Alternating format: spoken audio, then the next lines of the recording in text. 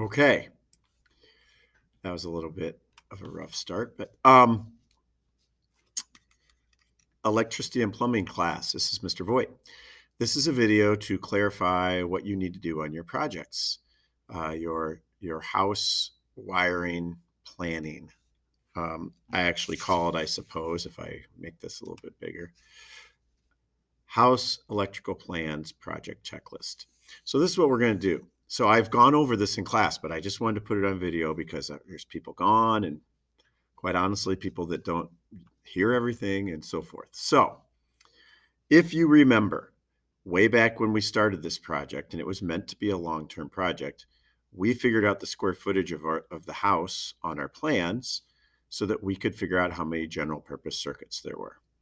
And if you remember, we don't need to go through all the square footage figures, but you needed at least, because there was 3,200 square feet, I believe, and you need 500 square feet. For every 500 square feet, you need a general purpose circuit. So that is 7 general purpose circuits minimum. You can have more. So we did step 1 here. Okay. If you don't have 7 general purpose circuits, then that will not be good for your grade because it's required that you have 7. Anyway, down here, step 2. You were supposed to do a rough draft where and that would be things like this, right? This was our rough draft. All right. Where we did both our rough drafts on one page. We put lights and outlets in our first floor, and we did the same thing on our basement, right? So we do lights and outlets. Now it's really crowded when you do both light switches, and outlets all on the same page. But for the rough draft, we did that. Then I also had you go in here and break them into different general purpose circuits. Okay, we didn't put outlets in the kitchen, even though this person did. I told you not to do the kitchens and the bathrooms because we were going to do those on small appliance circuits, right? So anyway, you were supposed to break these into general purpose circuits. And then you were, like this person did, go in and label every light, every place that electricity would get used. So you don't label switches with these labels, just lights and outlets.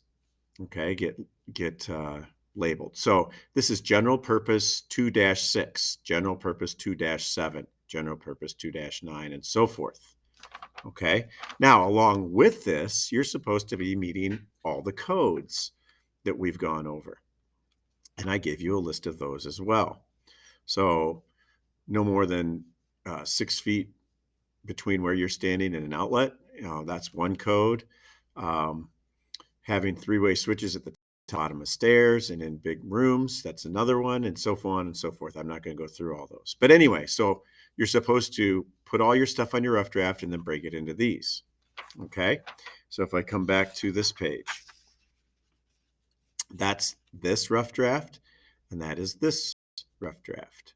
Okay, and it's this, step 4. So we did these 3 steps on the sheets I just showed you.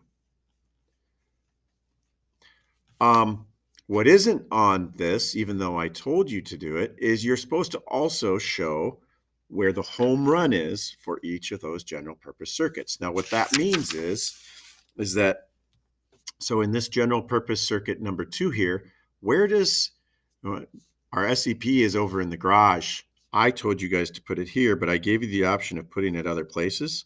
You just have to label it. You have to label it clearly. And then what you do is, where does my electricity come into this? So the electricity has to come from the panel to that circuit somewhere, somehow. And it's really crowded in here right now, but I'm going to explain what you need to do here in a minute. Let's say that this is the outlet right here where it all comes into this circuit. Then you draw a arrow like this, and that represents what it says is a home run. That is the run that goes back to our SEP and feeds this entire general purpose circuit. And then you just label it GP2. That's all you have to do. That is the home run. You got to do that for every circuit, whether it's general purpose, small appliance, or individual equipment. Okay, so that's what this is. So as you can see, there's a lot of writing here, a lot of which I walked you through and gave you smaller assignments to do this. Now, granted, some people didn't do the assignments or didn't do them well. So if you want to have a good final project, you're going to have to go in and fix some things. Other people did a great job and stayed up to date, and it's going to be easier for them to produce a final project. So I don't know what to tell you. I do it this way so that you can keep things in order and it doesn't have to be a lot of work at the very end. Okay. So then I come down here. So this was all rough draft stuff. All right. Then what I want you to do is, because I looked at these and gave you some comments, and I didn't like pick through everything, and you should go back through and check.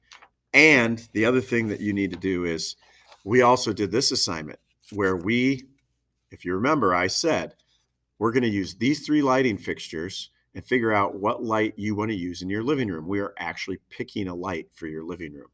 Now, on his rough draft, this person put 6 lights in their living room. Okay. This was done before we did this little exercise. When we did this exercise, if you remember, you were supposed to choose which one of the 3, based on the information we figured out, which one of the 3 you were going to use. Let's just say that they chose light number 3 for their living room.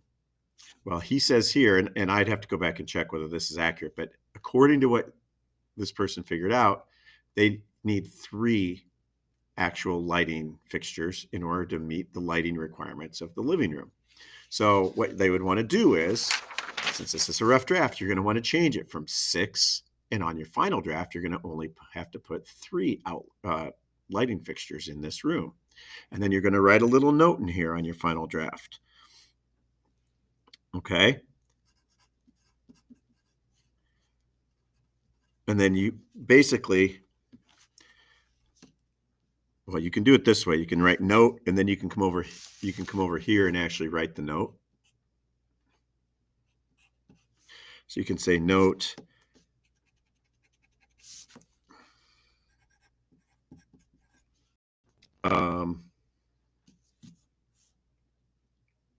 I don't know how we want to label this. You could do it a number of different ways.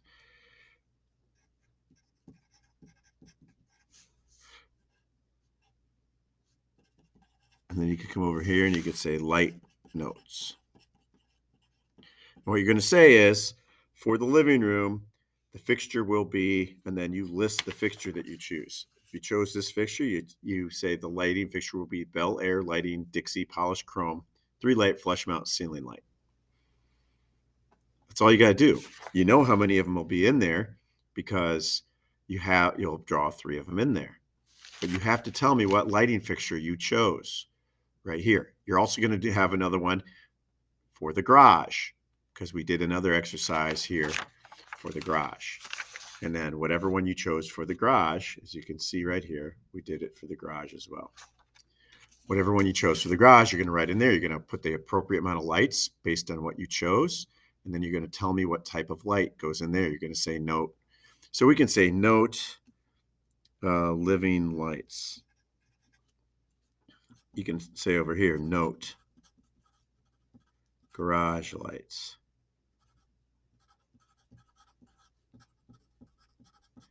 And then the notes go over here. And then you'll list those 2. Okay. Now, there's a little bit more to this. They would have a little bit more of a procedure on how to note these. Right now, I just want to let you know that they can have notes in here and that they're going to put them on the sheets. So what you're doing then is we have a rough draft with all of this information on it. And what we're going to do now is we're going to break it into separate final draft sheets. Are much, much more readable. So this rough draft has at least 2 final drafts on it. It has the lights and switches and the outlets. Okay. We also have, I'm using Ian's as an example here. He also has a rough draft of his small appliance and individual equipment circuits. So here's small appliance, circuits, and individual. Okay, they also need to have home runs going back to the panel. And then you got to also put these on their own sheets. So basically what you're going to have is, and I have a couple of blank sheets here. I'm going to take a blank sheet, which I have plenty of them. Here's my first floor sheet. I'm going to have one for my switches and my lights. I'm going to have a second for just the outlets. And on the switches and lights, you draw the lights, you put the switches in, and you draw the switch loops, the wires that go between the lights. For the outlets, you do not need to draw the wires, just where the outlets go. And if you have GFCI outlets, you got to label them GFCI. If it's a duplex receptacle, remember you go like this. If it's a quad receptacle, then you go like this. Okay? Those symbols you have. So I'm going to be looking for those things. Anyway, you have one of these for the lights and switches. You have one of these for your outlets. You have another one of these for your small appliance circuits. Okay. And by the way, the lights in your kitchen will go on your lighting diagram, your lighting one. Your outlets in your kitchen are not going to go on your general outlets. It's going to go on a small appliance circuit. And you can have a fourth one for individual equipment. In fact, that's what I would suggest. You're going to have 4 different sheets for your final draft of your first floor. You're going to have lights and switches. That's your first one. 2, outlets. 3, small appliance circuits. Remember, you need at least 2 small appliance circuits in the kitchen and at least 1 for each bathroom. You can have more than those 4. And then 4 individual equipment circuits. You're going to have a different sheet for each of them, and you're going to label them up here very clearly. Okay? First floor, lights and switches, final draft. And then the next one will be first floor outlets, final draft. First floor small appliance circuits, final draft. First floor individual equipment, final draft. And you'll draw them in there where they go. I gave you the individual equipment stuff. There's no reason you shouldn't have that correct. Okay? And then you're going to do this same exact thing for the basement. Okay?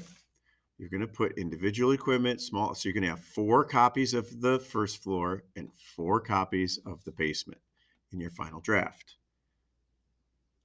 Okay. You're going to put the notes for the lights here, right? What lights you put in the living room and what lights you put in the garage. Now you would have to choose lights and figure out what they are for the whole house, but I'm only making you for this project do it for the garage and the living room. So you got to put your notes on that first page, right? That first sheet. The last thing you're going to do